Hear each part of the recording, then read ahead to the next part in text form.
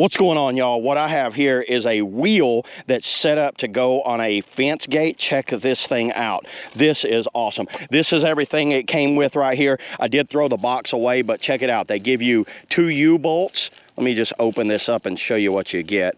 You get the 2 U-bolts right here that are going to fit in there like that, and it's going to go around a pole.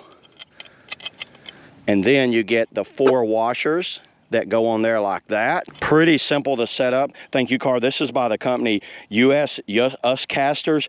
Make carry easier. Check that out. So yeah, there it is. And then you get a wrench. But look at this thing. Number one, it's spring loaded. So it's got a spring load so it can bounce right there. It has a spot to actually oil it. There's a set of bearings in there with a locking.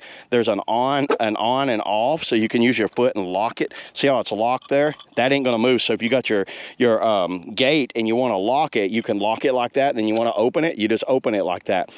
And you can actually add air to this little tire. Highly recommend this to anybody that's just wanting to, you know, put a fence gate that has a gate that they want to swing open and kind of like easy to roll. This thing can handle it because it can handle a lot of weight.